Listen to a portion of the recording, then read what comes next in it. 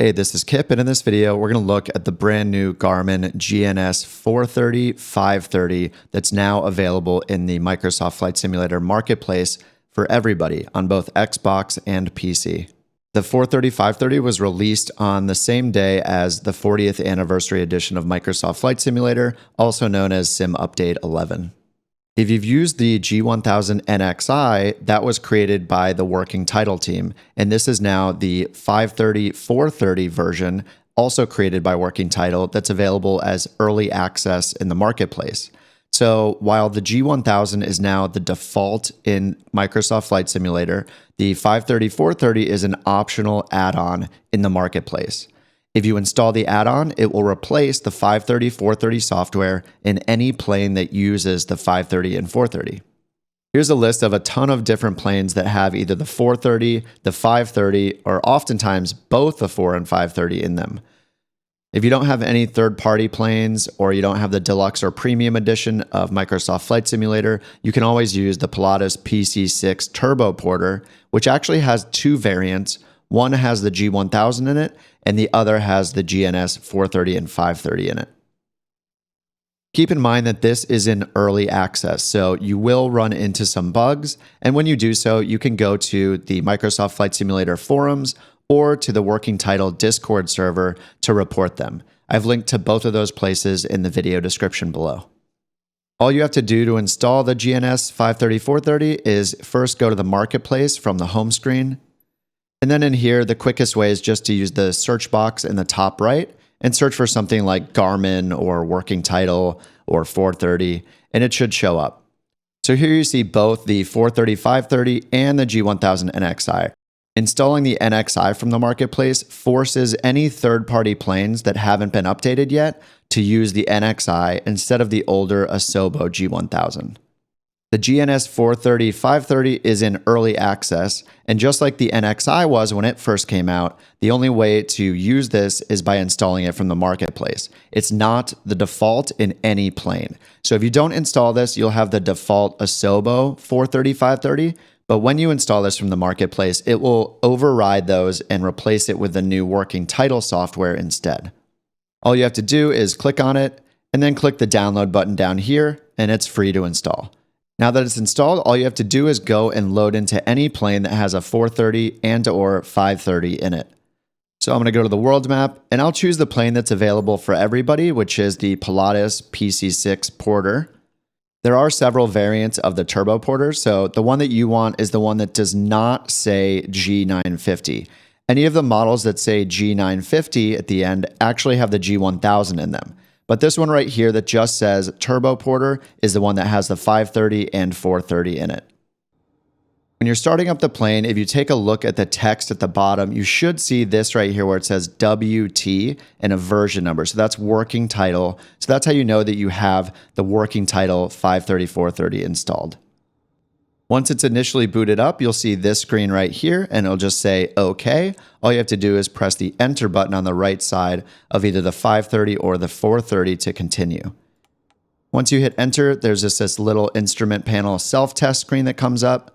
There are some options here for setting full fuel or going to checklist, but those don't do anything just yet. So we'll just hit Enter again to say OK. Next, you'll see the satellite status screen, and it'll show which actual satellites it's connecting to and their relative strengths before loading to this map screen here. Now I'm going to give you a quick overview of how to use the 530, 430, where the buttons are, how to interact with them, and what the different screens are so you can get started with it. Mattering which plane you're flying, you may have a 530, a 430, or the combination of them. And if you look at the buttons, they're very similar. The 430 is just in a more compact size, and the buttons are slightly in different positions because of that. There is one button that's different between the two, and that's this VNAV button right here, which lets you access a VNAV calculator. You can get to it in both the 530 and 430, but the 530 just happens to have a convenient dedicated button to get to that screen. Because they're so similar, I'm going to focus on using just the 530 in this video, and everything here will pretty much translate over to the 430 just fine. First, let's start on the left side of the 530. This whole left side section here in the kind of top left area is all about COM and NAV radios. So here in the top left of the display, you can see our current COM radio. This is COM radio 1 and its frequency 124.85. And then under it right here is the standby frequency with a blue highlight behind it, which means that it's selected and we're able to change it. How we change it is by using the COM and VLOC button down here in the bottom left. This is a combination button, so it has both an outer and an inner part, and the inner part can also be pushed like a button. So to change the highlighted frequency, all you do is use the outer knob and the inner knob. So I'm going to use my mouse, I'm going to point to it, and then I like to use my mouse wheel and scroll that up and down to interact with these knobs. You'll see as I turn it, that'll change the integer part or the larger part of the COM frequency. And then as I point and use my mouse wheel on the inner knob, that'll change the decimal part, the smaller part of the frequency. Once you've put in the frequency you want to change to, all you use is this little C button over here. This is the swap button, and that'll swap these two frequencies. So the one that's active will become standby and vice versa. So now 131.903 is our active frequency. You can also change the volume of the COM1 radio with this little knob right here. Under it, we have VLOC. This is basically our Navigation 1 radio. So we can use this to tune into VORs and localizers and use them for navigation purposes. You'll notice that there's a little V swap button here to change the VLOC or the NAV1 frequencies. And also there's a little V knob right here to change the volume of the nav radio. To change these frequencies, we first need to move this cursor right here from the COM position down to the VLOC position. And we do that down here by pushing the inner COM VLOC knob. So for me with a mouse, I point at this, hold the left mouse button, and then right click, and then let go of the left mouse button. And you'll see that that moves the cursor from the COM area down to the VLOC or the nav area. Now that it's highlighted down here, I can use the outer and inner knobs to change that frequency. And then once I change it, I can use the V swap button right here to make it active. Next, let's start looking at the navigation page group. That's what's shown right here. It says Nav. This is a page group of which there are 4 in the GNS 530. And right here, these little squares or rectangles represent the pages within that page group. And the way we navigate between these is by using the GPS knob over here on the right. The large knob, turning it will change the page group. So you can see it goes from Nav to Waypoint to AUX and then to Nearest. And the inner knob will change the page. So this little box will highlight, and in this case, the Nav page group has 5 different pages within it. So we can see here the first one is kind of a heading up map, a north up map, a terrain map, a traffic map, and then finally the satellite status screen that we saw when we first started the GNS up. You can get back to the default navigation screen at any time by pressing and holding the clear button right here. So if we were several pages in, we're on the Waypoint screen on page 5, and we want to get back to the default map, all we have to do is press and hold clear right here for a couple seconds, and it goes back to the heading up map, which is Nav Page 1. Whenever you're on a nav screen, you can change the map by using one of the range buttons up here at the top. I like to think of it as the up button takes us higher up in altitude. So it's almost like you're in a little drone looking down at the map. So if you press up, that'll fly up higher to give you a more bird's eye view. And if you hit down, that'll take you down to the ground. Just like with the knobs down here, you can also use the range knob by just pointing at it and using your mouse wheel if you have a mouse connected. If you go to the Nav Page 2 map, this one actually lets you zoom in much closer than the Page 1 map. And by default, it's in a north-up orientation. Speaking of that, you can get into settings for many screens by clicking the menu button on the right, and it'll show you settings specifically for the screen that you're on. In general, to navigate on the 530 and 430, you use the large knob first and then the small knob. So what I'm going to do is use the large knob to choose one of these options. Let's say we want to turn on the data fields. I'll just highlight that option and then press enter. And now you can see this data here on the right side. So it brings up our distance, desired track, current track, estimated time on route, and ground speed. I don't happen to have a flight plan in yet, but this is where that information would show up if I did. I can go ahead and turn that off again by going back to menu, going to data fields off, and hitting enter again. If I hit menu and go under the setup option here, I can use the large knob to choose a setting, And once I'm highlighted on that setting, I then use the small knob, and that will bring up a list of possible options. So in this case, I just keep turning the inner knob. I can choose off and hit enter. And now that setting is changed. I'll go ahead and change it back to the default. Use the small knob and then press enter. And now to exit this screen, I can just hit the clear button. And the clear button often works like a back button. Another option for this map screen under the menu is to turn on NEXRAD, and this will show you weather information overlaid on top of the map. I don't happen to be near any significant weather, but if there's precipitation around you, it'll show up in green, yellow, red, and magenta colors to indicate how severe the precipitation is in that area. Next, let's move to the third screen. This is a relative terrain map, so it'll warn you about the terrain in your area relative to your current altitude. Because I'm on the ground, it's showing all the terrain around me in red. But as you get higher up in the air, that'll change to yellow, green, and then it'll disappear completely, and that'll represent your relative altitude to that elevation. So if it's yellow, or especially if it's red, that's warning you that that elevation is a potential collision hazard for you. The fourth screen is our traffic map, and you can see that it's in standby mode by default. So to turn it on, we actually need to enable what's called the cursor. And this is similar to this cursor over here that's highlighted on this frequency, but the one here will be green. And we turn it on just by pushing the cursor button right here. See how it says push cursor. So I'm going to left click, hold the left mouse button down, and then right click to enable the cursor. And you can see it flashing up here where it says ADS off. Now to change that, I use the inner knob. Remember, in general, the outer knob kind of moves the cursor around, and the inner knob interacts with what is selected. So with ADS off highlighted, I now turn the inner knob, and it says ADS on ? So I hit enter to turn it on. And now we can see some traffic right in front of us already. Up here in the top left, there's another setting where it says traffic norm. You can use the large knob to choose this and change between 4 different options. Normal will show traffic that's within 2,700 feet above us or 2,700 feet below us. I can change this by using the inner knob again. And here, if I change it to above, this is going to show 2,700 feet below us like normal, but instead of 2,700 feet above, it'll show almost 10,000 feet above us. So that's why we now see this traffic that's over 5,000 feet above us. The third setting is below, which is just the opposite of that. It'll show more traffic below us. So 2,700 feet above us and almost 10,000 feet of traffic below us. And then the final setting is UNR, that stands for unrestricted. So that'll show 10,000 feet above and below us. So it's up to you which setting you use for traffic. It's on normal by default just because if you're in a busy airspace or a busy part of the world, you may get distracted by how much traffic is shown that's not really relevant to you. If it's not posing a collision risk to you because it's 3,000 feet above you, then it's just not shown by default. Now that we've enabled seeing the traffic, if you go back to the first or second screen, you'll now see the traffic on those map screens as well.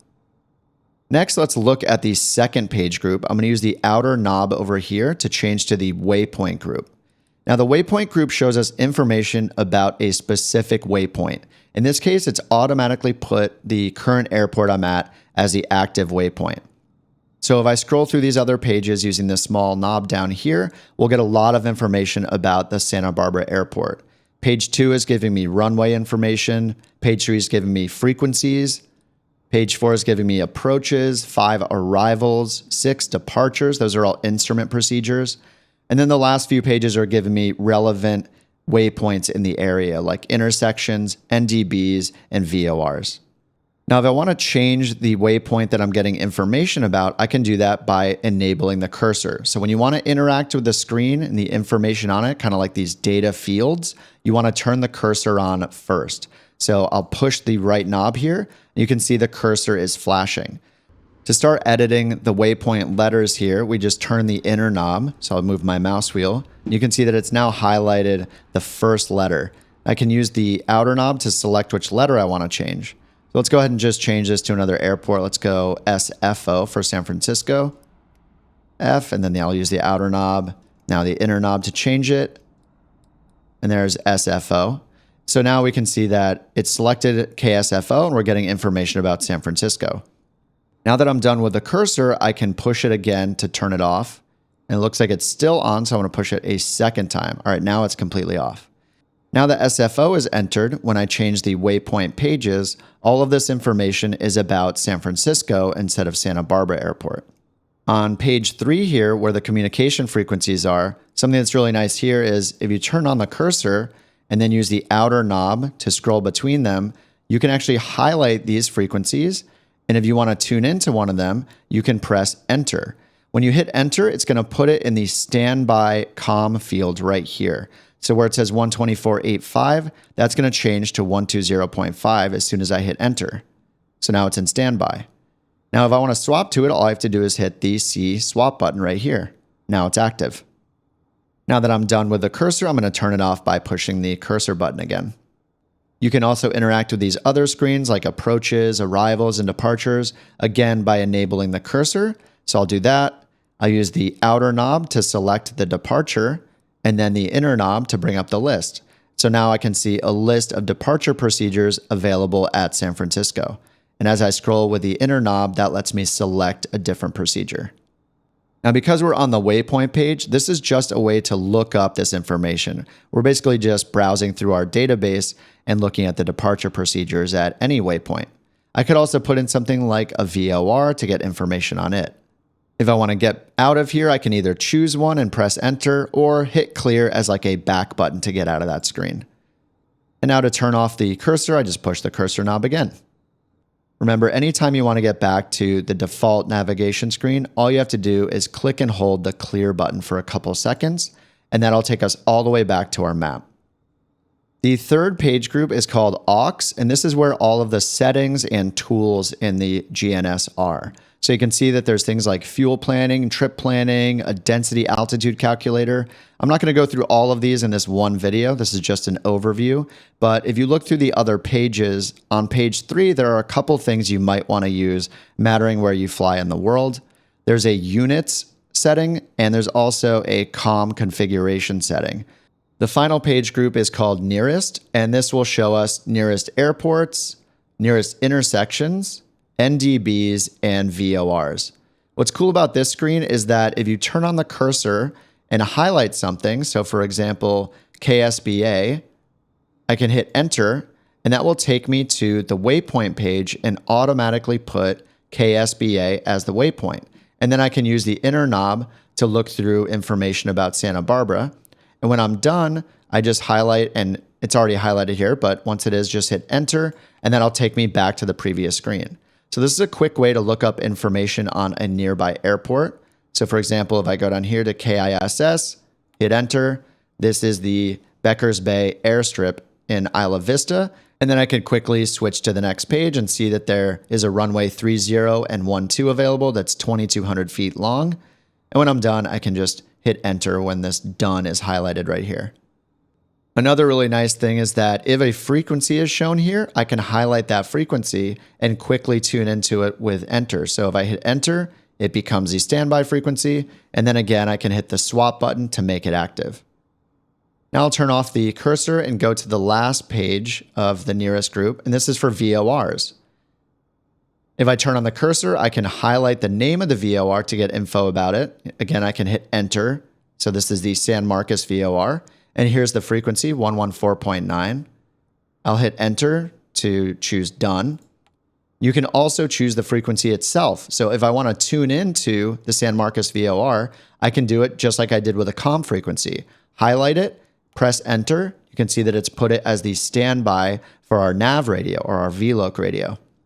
Now all I have to do is press the swap button, and now it's active. And now that I'm tuned into an actual navigation aid with my nav radio, we get some information right here about it. It shows us the identifier. So Romeo Zulu Sierra, that's the San Marcos VOR identifier code.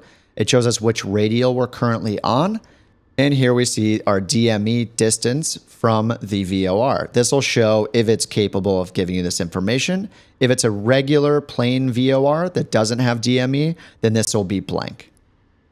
All right, I'm going to turn the cursor off again and hold the clear button to get back to my regular map screen here. Next, let's go ahead and put in a simple GPS flight plan. We do that just by pressing the FPL button at the bottom. we don't have to use the knobs to navigate to this screen. It has its own dedicated button at the bottom of the unit. So just hit FPL, and this brings us to our active flight plan. And all we have to do is start inputting waypoints. So let's put in our first waypoint. We do that just by turning on the cursor first. So I'll push the cursor knob.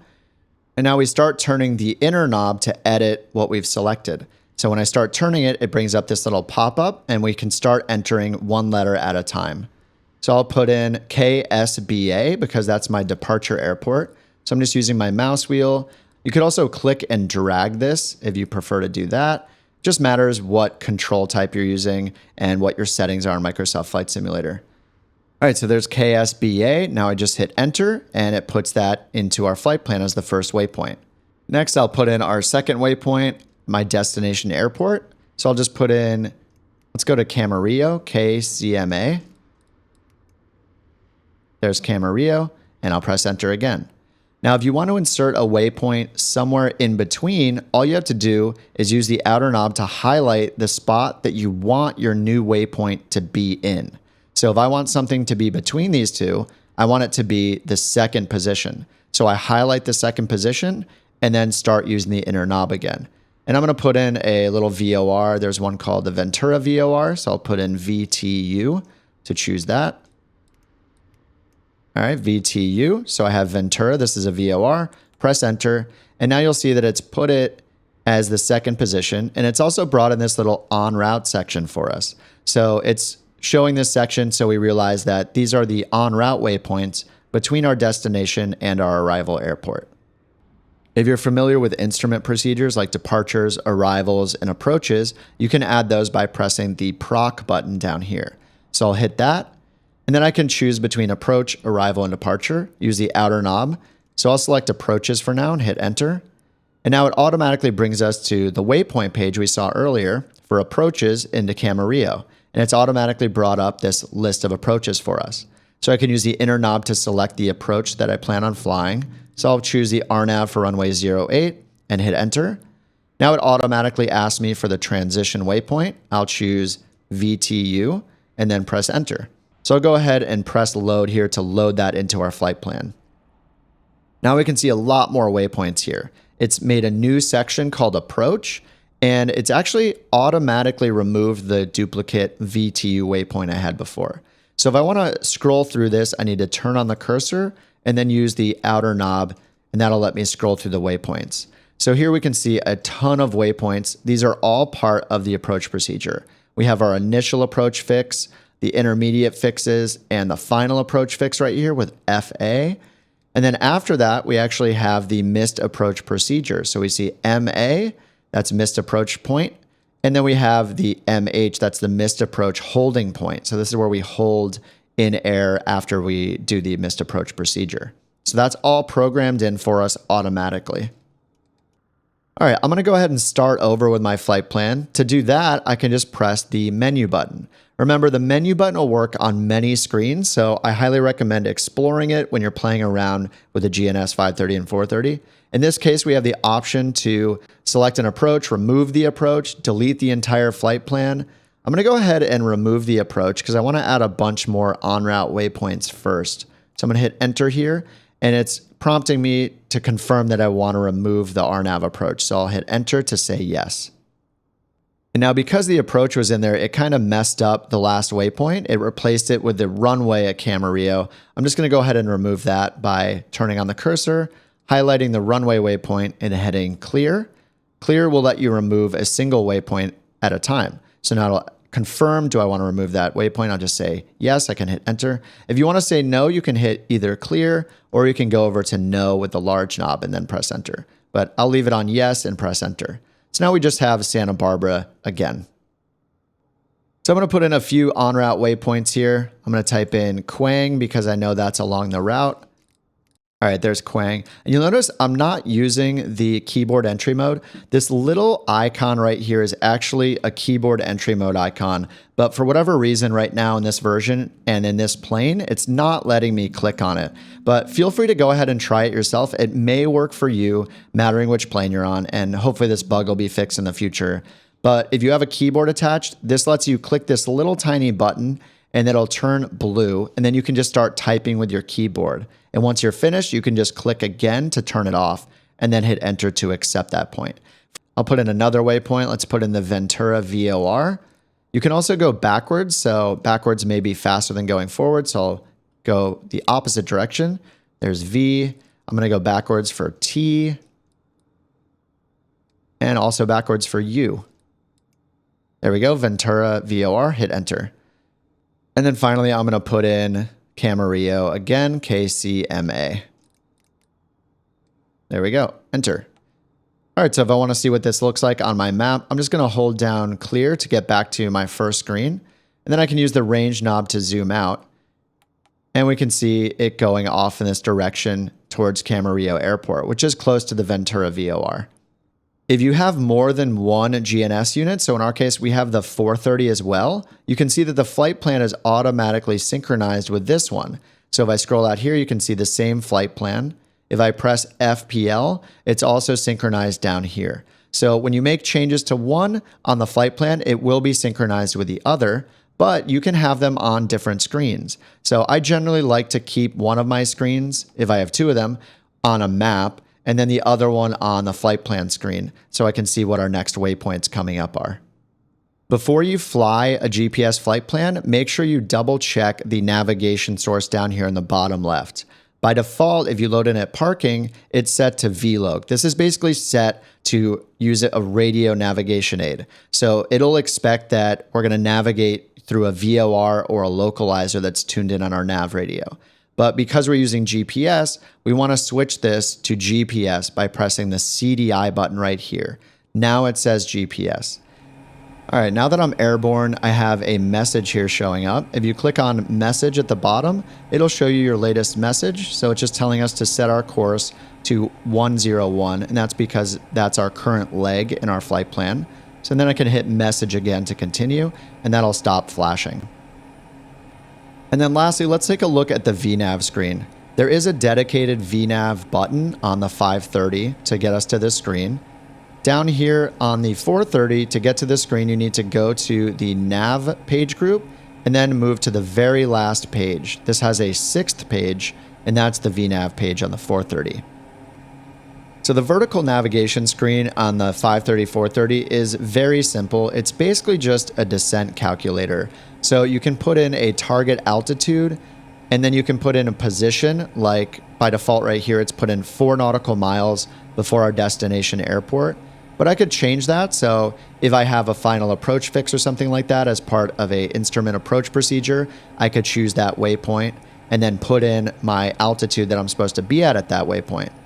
And then once you have all that information in, it's just going to show you the required vertical speed. So this is what we would have to descend at right now in order to cross that position at that altitude.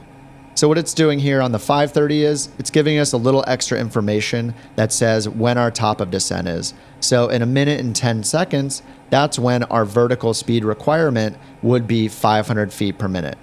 And right here, it's giving us a little warning. So there's a message here, and it's telling us we're approaching our VNAV profile. When you're on the vertical nav screen, you can, like on most screens, hit menu, and this will give you options like turning those messages on or off if you don't want to see them. So it's alerting us that we need to descend to our target soon. So when the vertical speed requirement hits 500, that'll be precisely at our top of descent. So this is really just kind of a simple descent calculator, but we can put in a specific altitude and we can put in a specific target waypoint. So right now is the time where I'd need to start descending. And as I'm descending, I just need to keep an eye on the vertical speed required to know whether or not I need to descend faster or more slowly. So you want to keep this at, in my case, negative 500 feet per minute while we're descending. All right, so I hope this provided a good quick overview of the 530 and 430 for you. I will be making videos in the future about different approach types because the 530, 430 now lets us fly the RNAV GPS approaches that the G1000 NXI lets us fly, like LPV approaches. So I will be doing videos on those. And whenever there's a major update on the 530, 430, you can expect to see another video here going over what's changed. As always, thanks so much for watching, and I'll see you in the next video.